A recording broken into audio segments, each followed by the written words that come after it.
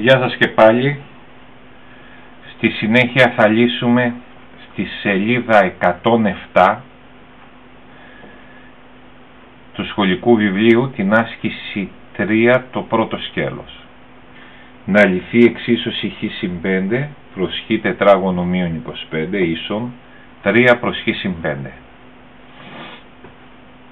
Σύμφωνα με τα γνωστά, πριν ξεκινήσουμε οτιδήποτε παίρνουμε και τους δύο παρονομαστές και το χ τετράγωνο μείον 25 και το χ συν 5 και τους παραγοντοποιούμε. Το χ τετράγωνο μείον 25 είναι μία διαφορά τετραγώνων. Φαίνεται καλύτερα αν γράψουμε το 25 ως 5 τετράγωνο, άρα παραγοντοποιείται χ μείον 5 επί χ συν 5. Το χ συν 5 είναι πρώτου βαθμού, η παραγοντοποιημένη του μορφή είναι χ συν 5. Κατόπιν βρίσκω το ελάχιστο κοινό πολλαπλάσιο των παρονομαστών. Παίρνω κοινούς και μη κοινούς παράγοντες. Στη μεγαλύτερη δύναμη που βρίσκονται, το χ συν 5 είναι κοινός παράγοντας, όπως βλέπετε. Η μεγαλύτερη δύναμη είναι στην πρώτη χ συν 5 λοιπόν.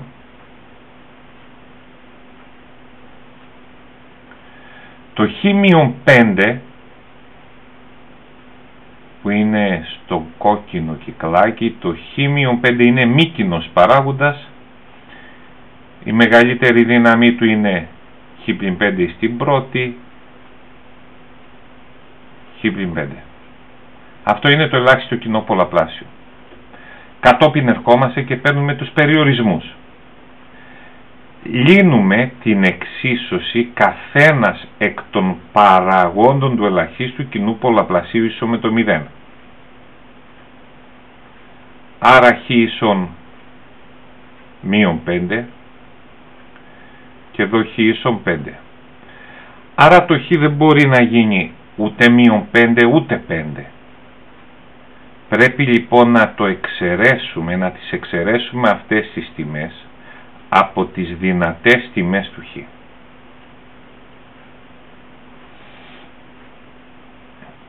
Κατόπιν συνεχίζουμε στο επόμενο βήμα, που είναι η λύση της εξίσωσης. Παίρνουμε την 1 και την πολλαπλασιάζουμε με το ελάχιστο κοινό πολλαπλάσιο. Που βρήκαμε χ συν 5 επί χ πλην 5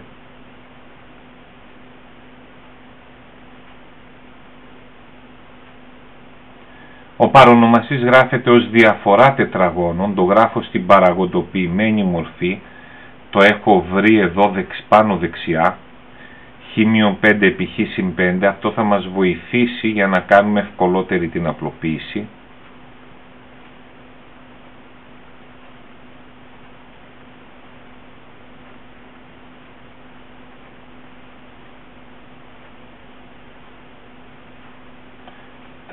Προς χ συν 5. Ωραία. Συνεχίζουμε λοιπόν με την απλοποίηση. Το χ συν 5 με το χ συν 5 απλοποιούνται. Εδώ το χ πλην 5 με το χ πλην 5 και το χ συν 5 με το χ συν 5. Οπότε ξαναγράφουμε την εξίσωση χρησιμοποιώντας παρενθέσεις όπου χρειάζονται. Στο πρώτο μέλος μένει μόνο χ συν 5 και στο δεύτερο μέλος 3 επί χ πλην 5. Κάνω απαλληφή παρενθέσεων χρησιμοποιώντας την επιμεριστική ιδιότητα. Χ συν 5 ίσον 3χ μείον 15. Εδώ η εξίσωση προφανώς είναι πρώτου βαθμού, δεν είναι δευτέρου βαθμού. Χωρίζω γνωστούς από αγνώστους. 3χ πλην χ ίσον 5 συν 15. Αναγωγές ομοίων όρων.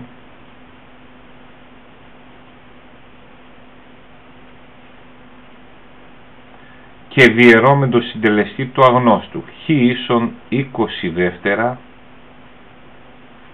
χ ίσον 10. Κοιτάμε αν η τιμή χ ίσον 10 βρίσκεται στους περιορισμούς μας? Όχι. Άρα είναι δεκτή. Άρα η εξίσωση 1 έχει μία λύση, την χ ίσον 10. Έτσι λύσαμε την εξίσωση αυτή.